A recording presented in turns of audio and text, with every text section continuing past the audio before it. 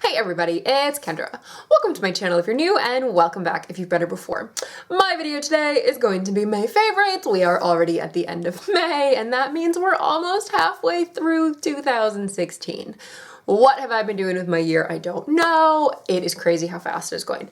Anywho, favorites today. I have skincare and then lifestyle stuff. I don't have any hair stuff. I don't have any makeup stuff. But I have a couple combinations of skin things. I'm going to tell you why I'm so in love with them. So let's get into it. My first combination that I absolutely love, I love both of these products individually, but baby, when you put them together, it is like a miracle combination.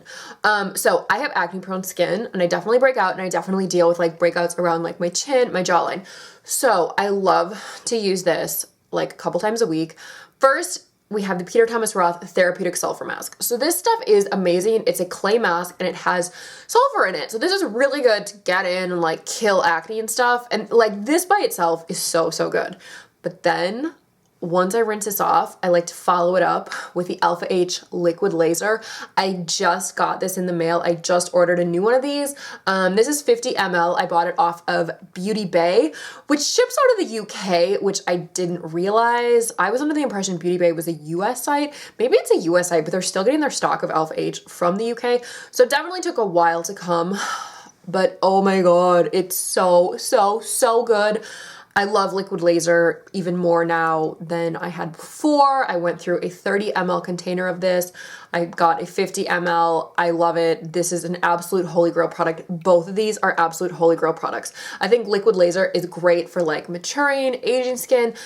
I think any of like the liquid gold products like liquid gold radiance, and liquid laser, I think these are great if you are dealing with like acne prone skin as I am. But oh my gosh, I did this combo last night and I just got up this morning and I just like touched my skin and it just felt so smooth, so soft, and I had like so much clearer skin. Amazing. Okay, I'll stop talking about these. Okay, now my next two products I'm going to talk about, these are also skincare products. You can use both of them on your face, but I was recently using them on my body.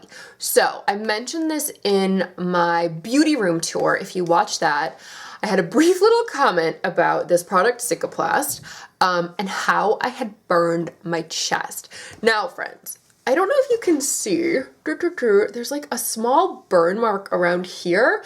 I actually was in bed and I managed to spill an entire cup of hot tea on my chest, which was horrible. And it's one of those experiences where you're like, wait, what's going on? And you look down. Actually, I was in this sweatshirt when I did it. You look down and like your entire sweatshirt is soaking wet. And then you're like, that's really hot. So you whip it off. And then when you whip it off, because the water was so hot, the skin had already blistered. And when I pulled off my sweatshirt, it had peeled off the skin, which is so disgusting. And I'm sorry to talk about that on here. Anyway, so I had these like 2 holes on my chest. Basically, it was a 2nd degree burn. I didn't go to the doctor because I really do not like my doctor. And anyway, I took it upon myself to find a home remedy. So I know that Manuka honey is amazing for like antibacterial and healing and stuff. So I think the first couple days I put like Bactroban on it, just sort of keep it like, you know, keep the bacteria out. And then I thought, you know what, I'm gonna try Manuka honey because Manuka honey is super antibacterial and I have a really like high strength of Manuka honey. So this is the one I was using, and I swear this is why I don't have a scar. Like the first week it was so gross and it was all crusty and nasty, but because I was doing like all this crazy Manuka treatment, I feel like I'm not really gonna have a scar. Like you can sort of see it. Ugh. But it's not bad anymore. It's not crusty at all. The scabs are like all gone and now it's just slowly healing. You can kind of see it, but it's like smooth skin. Anywho, the honey that I was using is the Manuka Health from New Zealand. This is the MGO 400 plus. So if you are a Manuka honey aficionado, this is equal to 20 plus strength. There are a couple different ways of measuring like the grade of Manuka honey, but this one I really like. And this was maybe like 40 bucks for this little pot. You don't use a lot, it lasts a long time. And I also recently enjoyed putting a layer of this on my face to also help with like moisture and also deal with like blemishes. So anyway, this was my magical combination for my burn. I would do a layer of this. Sometimes I would leave this on overnight, put a small amount on, and then put a bandage over it just so I didn't get like honey all over my sheets. Sometimes I would just put this on and then, you know, leave it on. Actually, I would do this on my face and my chest, leave it on for like an hour, 2 hours, and then rinse it off before I went to bed. Recently, I've been using the Cicaplast. This is really good for burns, scarring. So this is meant to be used for flaking, chapped skin, and post-cosmetic peels. It says antibacterial. So yeah, this is really good as well to just sort of heal the process. And basically I've been using Cicaplast a lot recently on this. I haven't been using the Manuka anymore. But this was sort of like my magical combination to sort of save my chest. Of course, like the day after I did this, I had a job where I had to be in like low-cut dresses and everything. So I had to like, I ended up having to put foundation on this like open burn, which is like so horrible.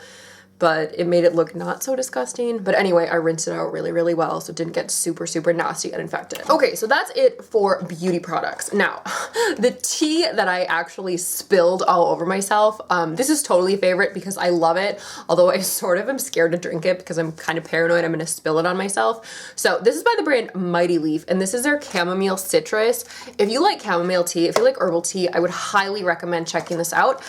We actually have a couple friends who work at Facebook, and we went to Facebook maybe a month or so ago and had dinner with them. And after dinner, they always, you know, like Facebook is crazy. If you've ever been to Facebook, it's like the weirdest experience. Everything is free and they have all these little like snack areas and cafe areas. And, you know, after we have dinner, we always go to these little like snack areas and I always get a cup of tea. So it was evening, so I didn't want anything with caffeine. So I saw this one, tried it, and I took an extra couple bags, as I always do when we done Facebook.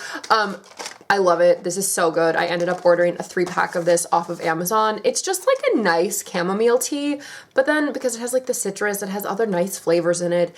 It says an herbal infusion of chamomile, orange, and lemon slices.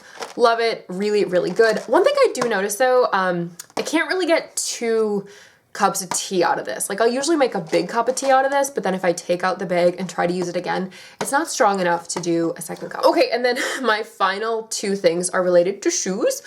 So first of all, I want to show you the shoes that I've been wearing a ton recently. So I think these are like the perfect summer shoes. So these are Converse. So these are white Converse All-Star, but these are like the women's, I can't remember what the name is exactly. I'll find it and link it down below, but these are like slip-ons. So you can see there's sort of like this elastic in the back, and they don't really lace up that high. So the reason I love these, I really wanted plain white Converse shoes for summer.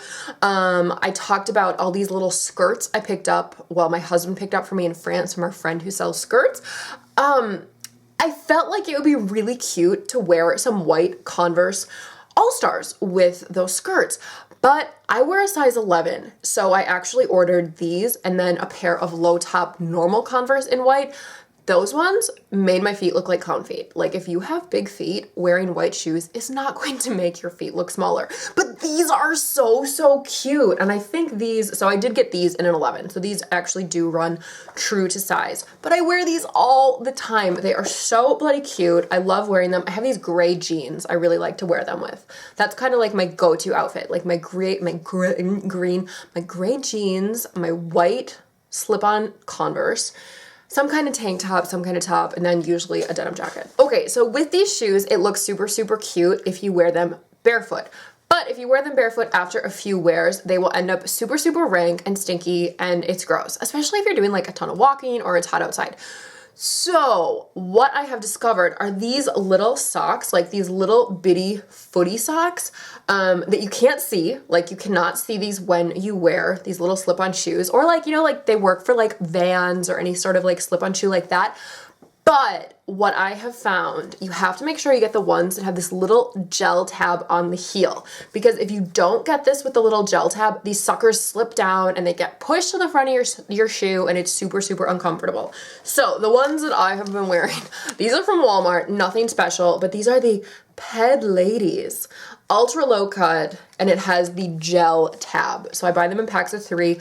I have black and nude. I like to wear the nude ones under my white Converse, and I have some black Vans that I also just got, and I like to wear the black ones under the black Vans. But I've worn the black ones under the Converse, and it's totally no problem. But I think this is such a nice, like, little fashion styling tip, because I have gone through several pairs of slip-on shoes that I wouldn't wear with anything underneath, and baby, they just reek. They just end up so smelly. I don't really know if you can wash these. I feel like if I throw them in the washer, they might just get ruined.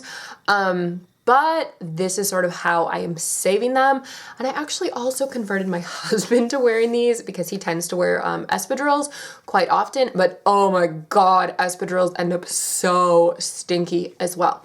So anywho, if you have a problem with smelly shoes and you want the no sock look, go for something like this. But I totally recommend the gel tab ones because they just stay in place and it's just way, way easier, and you don't have to constantly keep pulling the stupid little things up. Anywho, those are my favorites for May. Kind of a random little batch, but it kind of is reflective of what is happening in my crazy life at the moment. Very happy to say my burn is nearly healed.